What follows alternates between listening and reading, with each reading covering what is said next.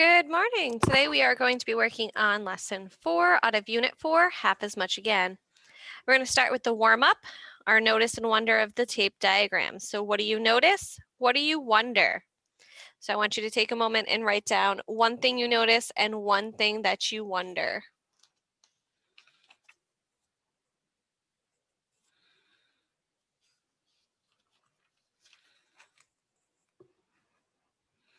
All right, welcome back. So let's start with some things that you could have noticed. And I want you to see if any of these match up with yours. So for the first one, in each diagram, I am putting together two rectangles of different lengths. So we're putting together rectangles of different lengths.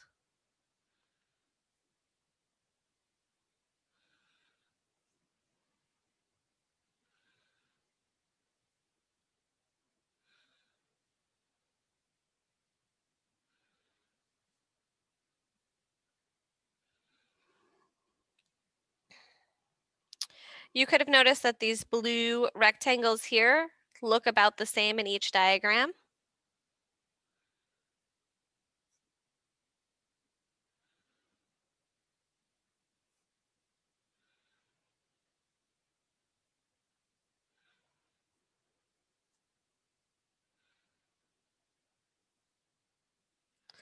Now let's talk about some things you might have wondered.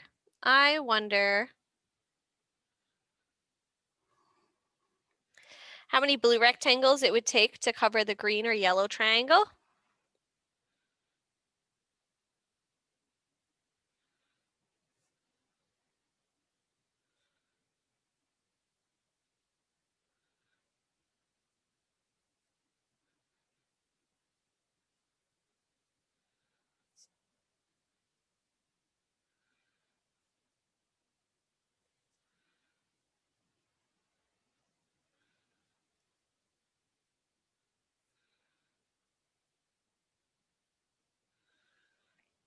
I don't have enough space here to write any more things that I wonder, but you could have wondered what fraction does the blue rectangle represent? How long is the total length of the first diagram? What is the missing length in the second diagram? And what situations do these represent? So that's a couple of things you could have noticed or wondered about these two tape diagrams. Now we're going to move on to the second part of our activity, 4.2, walking half as much again. So we're going to start with number 1, which says complete the table to show the total distance walked in each case. So Jada's pet turtle walked 10 feet and then half of that length again. That's an interesting way to word something. So if Jada's turtle walked 10 feet and then she walked half of 10 feet again, what's half of 10 feet? That's right, 5. So she walked the 10 feet and then the 5 feet, which is going to give us a total of 15 feet. So we can just fill that in. Jada's baby brother walked 3 feet and then half of that length again. So we know he went 3 feet, but what's half of 3? If he walked that again, think of half of 3, half that length again. Yeah, half of 3 would be 1.5. So Jada's baby brother walked how many feet total? 4.5.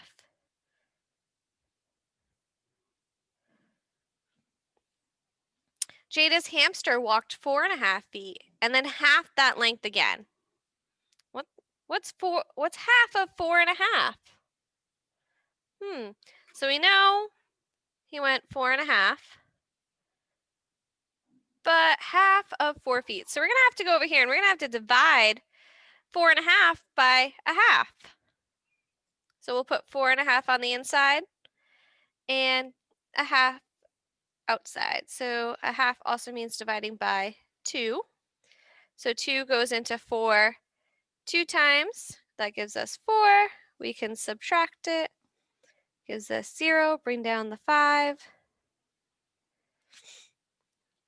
We're going to have to bring up our decimal. 2 goes into 5 2 times. That gives us 4. We're left with 1 left over. Bring down the 0. 2 goes into 10 5 times. So half of that distance would be 2 1/4, or 2.25. So we have a 1/2 and 1/4, and when we add those together, we end up with 6.75. So 6.75.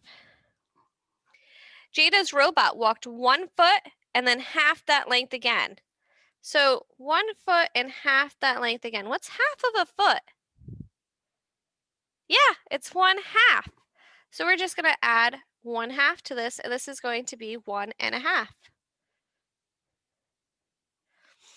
A person walked X feet, then half that length again. So X feet, we know they walked X feet. And then what did they walk? Half that length again. So how would we write that? How could we write that? Yeah, we could write that as half of X.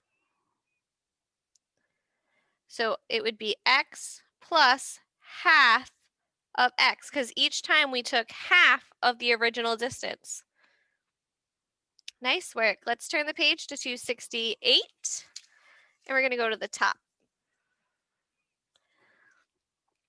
So number 2 wants us to explain how we computed the total distance in each case. So I want you to pause the video and take a moment to write your own sentence to explain how we computed the total distance in each case. Pause now. Welcome back. So I'm just going to give an example response. So we could say, I took the half of the initial distance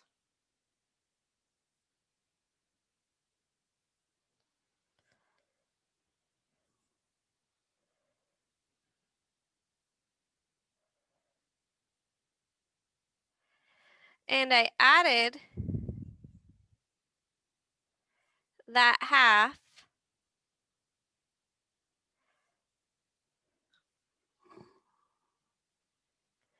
to the initial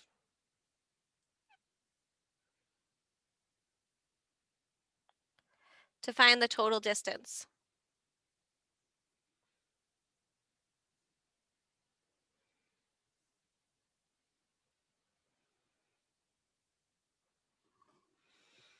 Right. Number 3, 2 students each wrote an equation to represent the relationship between the initial distance walked, X, and the total distance walked. So Mai wrote hers as Y equals X plus 1/2 of X, and Kieran wrote theirs as Y equals 3/2. Do you agree with either of them? Explain your reasoning. So I want you to pause the video and explain why you would agree with Mai or with Kieran. So you're going to explain if you agree, that's our keyword, agree with either of them. Pause the video now.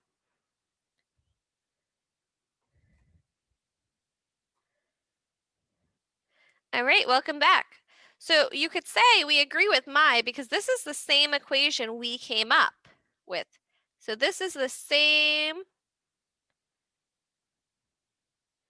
equation we had.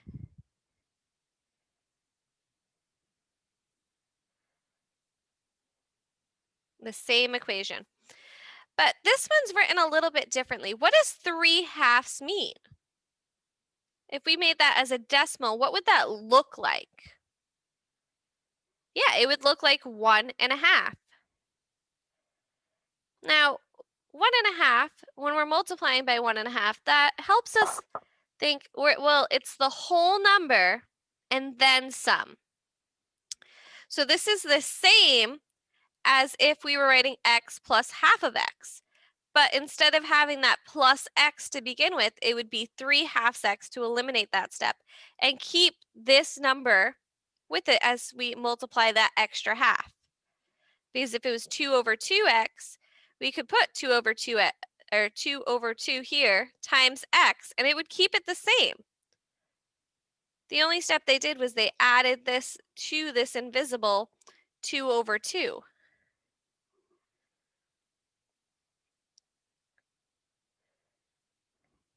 So this works for our table as well.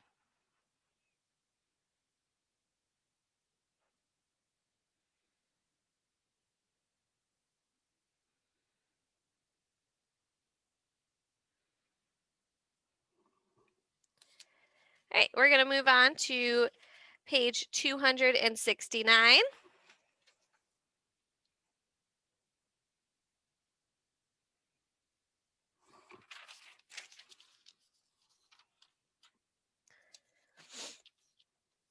And let's see. Oh, and you can see that pretty well.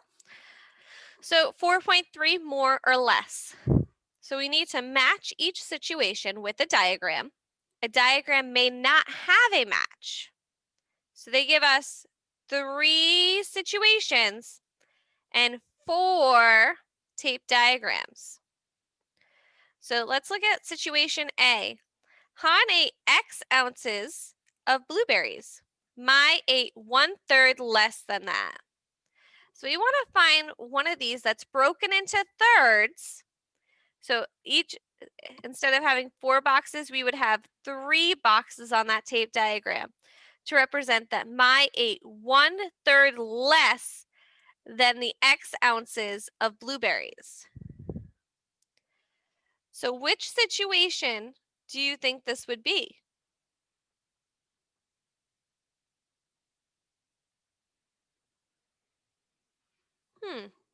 Well, if we look at this one, it's broken into 4 pieces, and y looks bigger than x, so I'm not sure that one's going to work.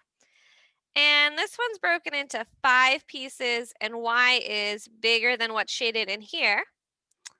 This one's broken into 3 pieces, and y matches up with 2/3 of that. And this one's broken into 3 pieces and shows 1/3. So if he ate X ounces of blueberries, and we're going to put that into thirds, we want one of these models here. And she ate 1/3 less. So we want the one that shows 1/3 less. And in this case, it would be C. So C would be situation A.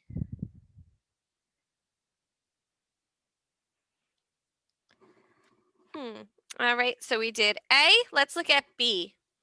Mai biked X miles. Han biked 2/3 miles more than that. So he biked more than she did. So we're going to want something that's going to show us enough thirds. So if Mai biked X miles, we're going to be looking at the top one. And he biked 2/3 more than that. So we have these situations here. Let's think about that. Which one do we think it would use? Well, this one has 4 boxes, and X shows 3/4, and Y shows more. This one shows 5 boxes, and this one that shows the whole. And then this one's got 3 boxes for X, but less for Y. So I don't know if this one's going to work because it's got less for the Y. And Hans biked more than the X miles. So we're going to want one of these. But which one could represent the more miles that Hans went? So we could say that what's in blue represents what Mai rode on her bike. So this one's only showing 1/3 more. So if this is 3/3, this is showing 1/3 more. If this is 3/3, this is showing 2/3 more. So I think it would be this one. So I think situation B lines up with diagram B.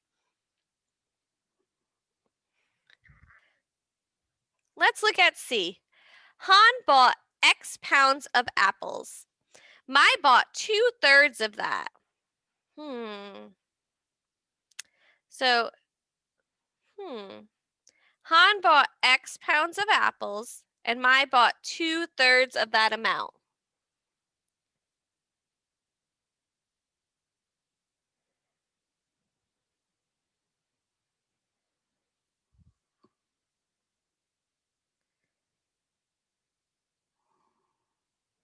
What do we think?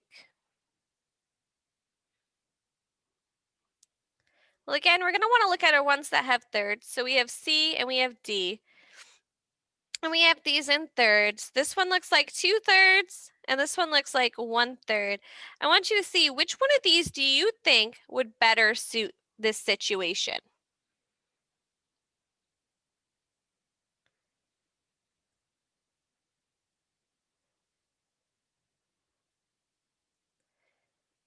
So if you chose C, you would be correct.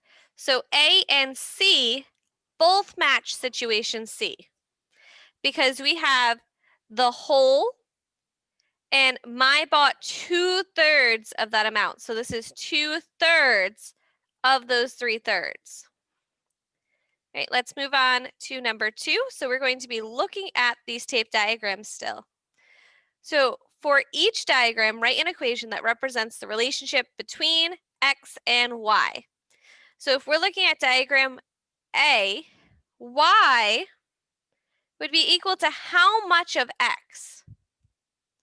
How much of X? So let's see. How could we write this? Well, it looks like X is in thirds, right? So how many thirds do we have for Y? So we would have 1, 2, 3, 4 thirds. So Y would be equal to 4/3 of X because there's always going to be more of Y than there is of X. Let's look at diagram B. So we have 1, 2, 3, 4, 5 pieces, but we're looking again at this center piece here that's highlighted.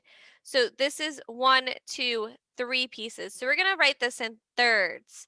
So our Y is going to be equal to how many thirds? 1, 2, 3, 4, 5 thirds. So it's going to be 5/3 larger than X. Let's look at diagram C. We have 1, 2, 3 thirds, and our Y is representative of how many thirds? This one could be a little bit trickier. Y is equal to how many thirds? Yeah, it's equal to 2/3 of X. It's not greater than that. So this one would be Y equals 2/3 of X. Now if we go on to diagram D, we have 1, 2, 3 for our X, so 3/3, and our Y is equal to how many of those pieces? Yeah, 1/3. So our Y equals 1/3 of X.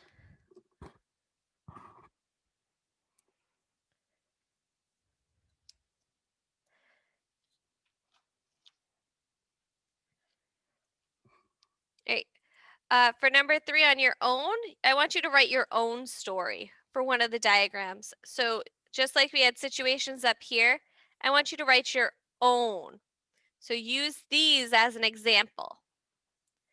On the back of page 269, looking at 270, there's a card sort activity that you can do. We're not going to do it in this video because you would need to have time to do it with a partner.